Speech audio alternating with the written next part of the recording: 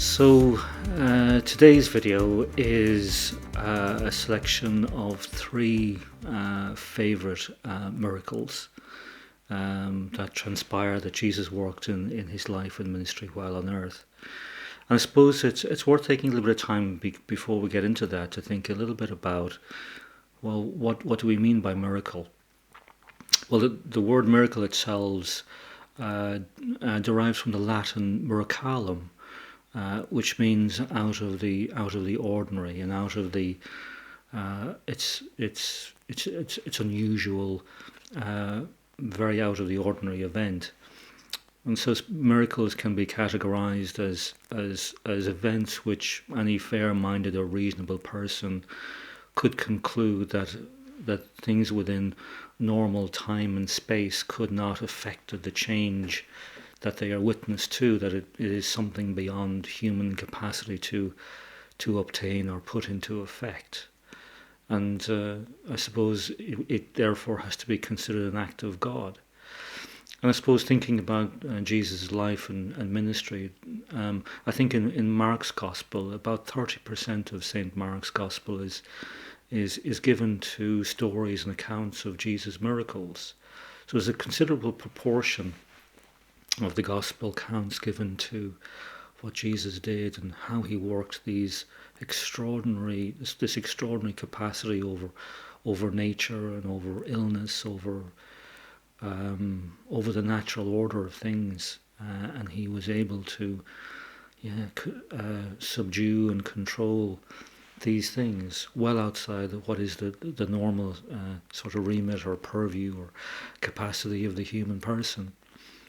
But as well as looking at, I suppose, the miracles themselves, it's also worth paying attention that there are times when Jesus chose not to actually work miracles. He certainly didn't use it for self-promotion, and they were always given to the glory of God. And that's really to demonstrate God's power, and I think that's sort of worth bearing in mind. It's worth saying that he didn't choose to do these things out of self-interest or self-promotion. In fact, when he was put to it, I think it was Herod that actually commanded him or asked him to work miracles, and he actually declined. And remember as well that he was told to come down from the cross. The people around him, the Roman soldiers, commanded him to work the miracle of coming down from the cross when he was being crucified in the last hours of his life on earth, and he chose not to. He chose not to change stone into bread when he was tempted, or to save himself and throw himself down on the ground when he was tempted to again. So there were times when he definitely did not do miracles, and I think there is important to think about as times when he actually did. But we're thinking about those times of miraculous wonder tonight, and three of those things that actually come to mind, three of those miracles that I'd like to talk about. The first of which was actually talked about yesterday in yesterday's Mass, and I'm going to read from the Gospel of Mark, Mark chapter 1, verse 40 to 4, and this is the story of the leper, one of many lepers whom Jesus cured miraculously.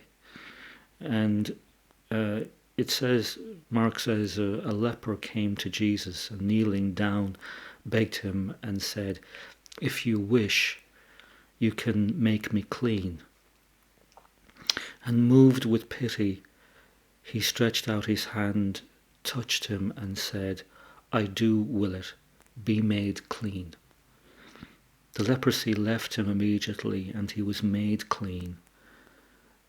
Then, warning him sternly, he dismissed him at once. And he said to the man, "See that you tell no one anything, but go show yourself to the priest and offer for your cleansing, what Moses prescribed. That will be proof for them."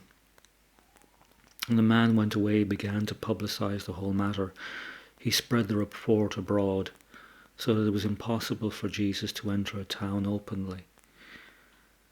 He remained outside in deserted places, and people kept coming to him from everywhere. And the reason why I bring that to mind is because I was listening to Mass offered by Father Mike Schmitz yesterday from Ascension Press. And one of the remarkable things that he brought to my attention was actually, if we take a look at Christ's life in its entirety,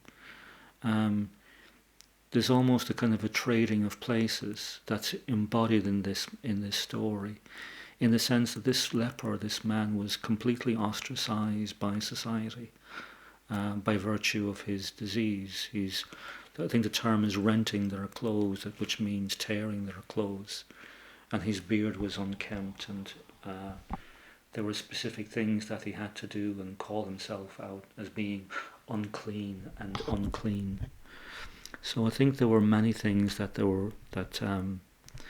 people in his position had to do, but they were all observed to be people outside the pale, outside the norm.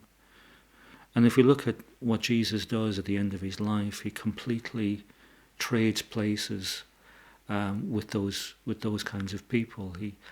He becomes the person who is seen to be rejectable and unclean in many respects. So in one sense, he actually, this story transposes Jesus for the leper, this man who becomes the outcast, rejected by many. So we are made clean, and he actually substitutes himself for the person who is made. We are made clean and he takes on our uncleanliness, our kind of sinfulness, onto himself, and is punished for it. So I think this transposition, I think, is actually quite it shows up in this story, this substitution of God Himself for the remission of our sins and making us clean. So I think that's actually something really worth kind of telling in this particular gospel story. The second is taken from John, and really I want to pay attention to two words that actually kind of comes at the end of this passage, which documents the raising of Lazarus. And this comes from John chapter 11, verse 38 to 44. And then Jesus, again, greatly disturbed, came to the tomb. It was a cave, and a stone was lying against it. Jesus said, take away the stone. Martha, the sister of the dead man, said to him, Lord, already there is a stench because he has been dead 4 days. Jesus said to her, did I not tell you that if you believed, you would see the glory of God? So they took away the stone, and Jesus looked upwards and said, Father, I thank you for having heard me. I knew that you always hear me, but I have said this for the sake of the crowd standing here, so that they may believe that you sent me. When he had said this, Jesus cried with a loud voice, Lazarus, come out. The dead man came out, his hands and feet bound with strips of cloth, and his face wrapped in a cloth. And Jesus said to them, unbind him and let him go. And the words that I want to pay attention to, funnily enough, is the last command, unbind him. Why am I interested in that? Well, it is the case that Jesus could have at the time done it himself, but he didn't. He chose to recruit the capacity of people around him. And isn't that the sense that actually Jesus requires the cooperation of individuals, of us, of people, in one's own redemption, in one's own coming to fullness, coming out of bondage. That actually it's a God gets us over the line, but actually part of the work is down to us. Jesus could have easily unbound Lazarus, but he chose to enact and engage the participation of people around him in that unbinding. And so too it reflects on our own life, that our call is to participate in God's work to resurrect us and revivify us and unbind us, and all of those things. And I think that's actually a really kind of small but subtle detail. It's a story of resurrection, or revivification technically, but it's a story of God's wish, desire for us to participate in the unbinding of ourselves and the unbinding of others, which is a beautiful thing. It's that cooperative call of God. So that's, to my mind, a very beautiful, beautiful idea. What a glorious God who asks this of us. And the last one, I'm not going to make reference to any specific verse in the Bible, because my last favourite miracle is the resurrection of Jesus himself. And the bit about that I want to speak of is quite brief, but I think it really does warm my heart, because Jesus came back. That's an extraordinary thing, that Jesus decided not to come back with thunderous rage and fury, but he came back with peace. The first things he said to the apostles was shalom. And what an extraordinary thing that is, that the God who made us was then subject to our worst capacities: betrayal, hatred, jealousy, envy, wickedness, perjury, all of the things that are sort of base within the human capacity. All of that came out and eventually was complicit in putting him to death. But Jesus comes back. Jesus comes back and extends the hand of friendship. Now that's a miracle. To my mind, that's as amazing as the dead coming from their graves, because it is the extraordinary depth of God lived, become incarnate.